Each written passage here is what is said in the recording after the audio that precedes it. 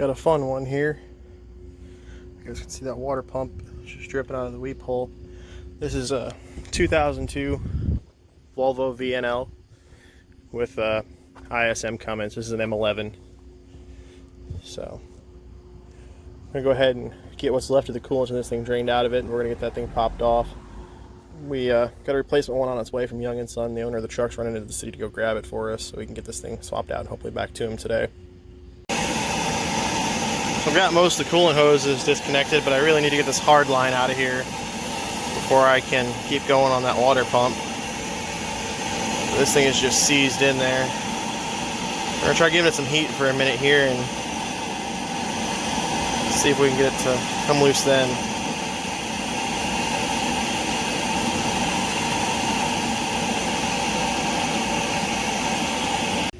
Well, we tried to get it hot and it still wouldn't come off, so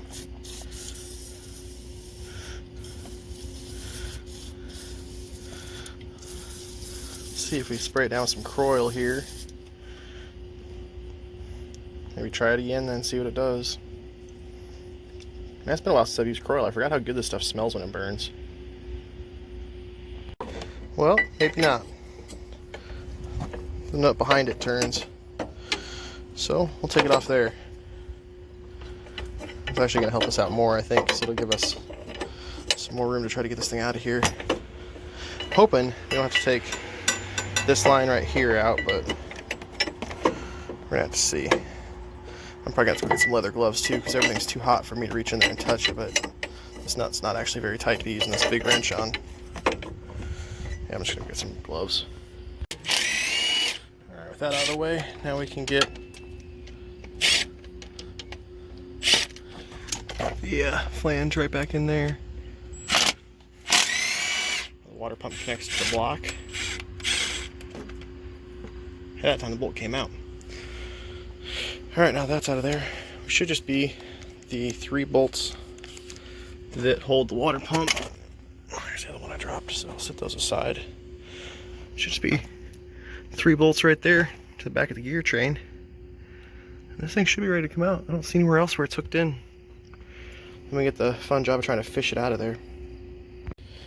Just before we go any further, we need to make sure that we got the correct water pump for it.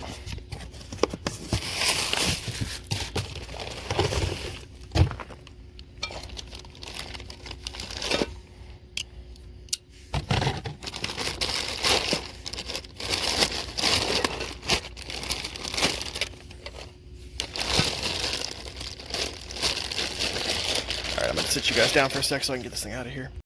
So I just decided to suck it up and get in here with the wrench, take this line off, because it's going to make it a lot easier to get that water pump out if that metal line's not right in front of it. I'll be able to spend more time trying to fight that pump out of there than it's going to take just to get this line out. I mean, it doesn't have the best access, but it's not terrible either, so might as well just move it. Got that fitting off, and there's a retainer right down here under the turbo. So I'm going to have to get that loose so we can move the line. But once we get that thing out of the way, I'm just going to pull it all the way back and let it sit on top of the bell housing. We should have pretty good access to get that water pump out of there.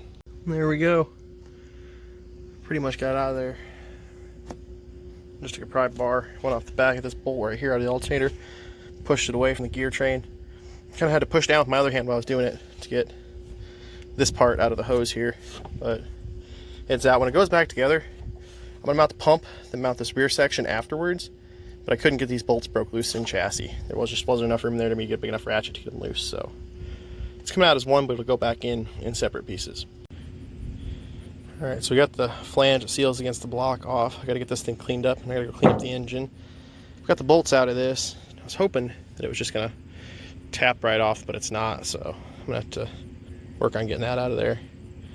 Once that's done, though, I think I am just going to reassemble the whole thing and put it in as one, because it's going to suck to get to this back bolt and the bottom one in chassis. So I got it out of there without a lot of struggle in one piece. I'll probably just put it back in as one piece. But yeah, just a bunch of boring work to try to get that thing separated and get everything cleaned up and ready for reinstall. Got the block all cleaned up there. And over here, I've got new water pump ready to go. Got the flange in, lubricated the O-ring, so we'll be able to move that as we need to going together. The back is bolted in with this new O-ring. The new O-ring's on the mounting flange, so this thing is ready to get dropped in there. Unfortunately, we did have to install it as just the pump, so we'll have to get the back half of the housing in there now. I tried installing it with it, and it just wouldn't work. We're trying to get the hose to go up on the back here, so just said forget it, we'll put it on this way. I know we can get out of there and we'll fight with it later. So I just gotta get that thing all snugged up, then we'll get the back half of the pump on, and then we can just get this thing slammed back together real quick. So we got everything down in there pretty well done up, other than getting that last hard line in. Working right now on getting the hard line behind the turbo here tighten back up. It's just not very quick going. I don't have a great access to it for how big of a wrench I need. I don't have a crow's foot big enough to just throw a small ratchet on there and do it, but it's going.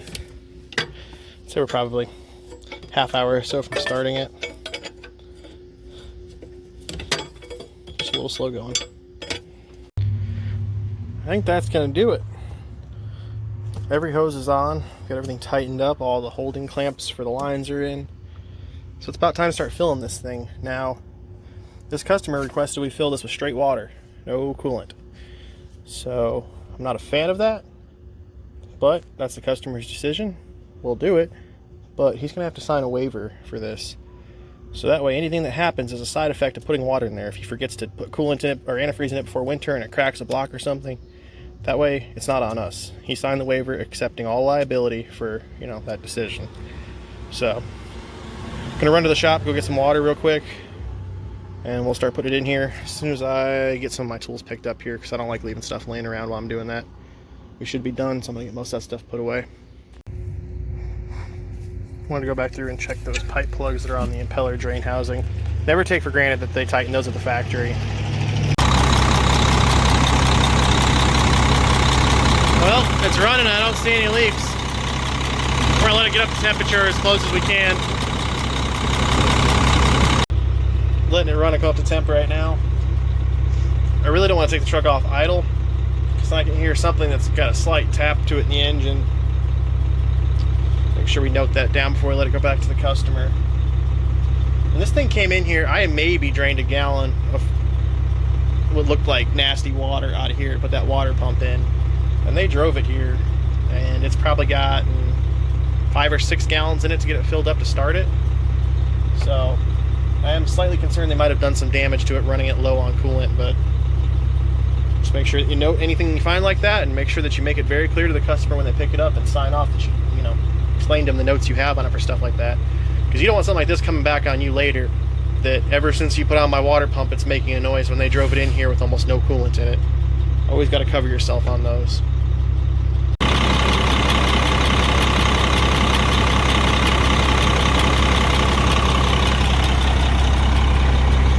I don't know if you guys can hear that noise over the engine. I know the camera doesn't always do the greatest job at picking up subtle stuff like that.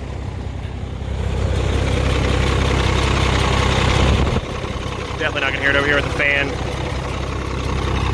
But it's definitely noticeable in person over the truck.